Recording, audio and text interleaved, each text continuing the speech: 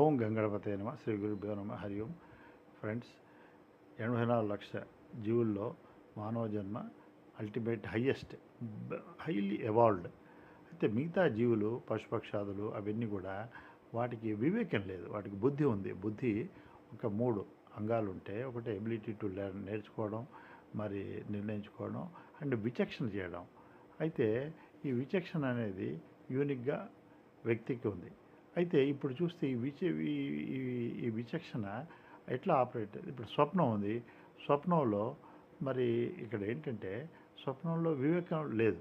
వివేకం అంటే ఆ ఎంటిటీ లేదు, ఆ ఫ్యాకల్టీ లేకపోవడం వల్ల స్వప్నంలో ఆ స్వప్న జ్ఞాత భోక్త అవి ఉన్నాయి, భోగ్యం ఉంది. ఇవన్నీ కూడా వివేకం లేకపోవడం వల్ల ఉంది. వాటి సంయోగంతో స్వప్నం మనిషిని ప్రభావితం చేస్తుంది. ఇప్పుడు జాగ్రత్త అవస్థలో కూడా వివేకం అనేది ఒక ఎంటిటీ ఉంది, బట్ వివేకం కంటెంట్ ఉందా అనేది ఇంపార్టెంట్. అయితే ఈ వివేకం కంటెంట్ మనం చూస్తే అది 2 స్థాయిల్లో ఉంది. ఒకటి ఏంటంటే బేసిక్ స్థాయిలో ఏంటంటే ఇహంపరంగా రైట్ అండ్ రాంగ్, మంచి చెడు చేయడం.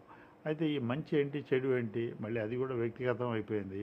భగవంతుడు ఆల్రెడీ 12th చాప్టర్లో 13th శ్లోకంలో 42 లక్షణాలు చెప్పారు వ్యవహారికంగా పరంగా.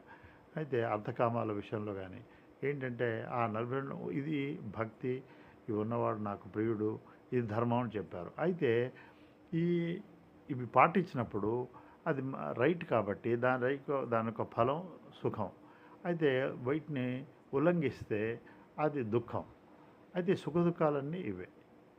అయితే బట్ ఇది బేసిక్. నెక్స్ట్ థింగ్ ఏంటంటే దిస్ పెనల్టిమేట్ అల్టిమేట్ ఏంటంటే నిత్య అనిత్య వివేకం. ఇవన్నీ కూడా అనిత్యం. అయితే ఆ వివేకం అంటే ఇది నిత్య వస్తువు, ఎందుకంటే నిత్య వస్తువు ఉంది కాబట్టి అనిత్యం ఉంది. అయితే నిత్య వస్తువు ఏంటి, మనకు అనిత్యం తెలిసింది, ఏదైతే తెలుసుకోబడ్డదో మరి ఏదైతే మనకు గోచరిస్తుందో మనం గ్రహించామో అది మార్పు చెందుతుంది, నశిస్తుంది, అది అనిత్యం. అయితే ఇది గమనించిన తాను వీటికి భిన్నంగా ఉన్నాడు. అయితే ఈ వివేకం నిత్యానిత్య వివేకం, ఈ వివేకంతో మరి జీవుడికి ఏంటంటే తన నుంచి విడిపడ్డం. ఇదే మనం చర్చించుకునే జనరల్గా ముక్తి మోక్షం అంటే. ముక్తి అంటే అనాత్మని అహమితి మతి. అనాత్మ అంటే ఏదైతే జడమో గ్రహింపబడ్డో తెలుసుకోబడ్డదో అది ఎంత కూడా అనాత్మ. దాని నుంచి విడిపడడం వివేకంతో తన జ్ఞానం గ్రహించడం. ఆ జ్ఞానం నిరాకారం కాబట్టి అంతటా ఉంది కాబట్టి ఈ విధంగా ఆ వివేకాన్ని పొంది ఉండడం. ఆ వివేకాన్ని అదే గాయత్రి మంత్రం ఒక కూడా ధియోన ప్రచోదయాతని, ఆ వివేకంతోనే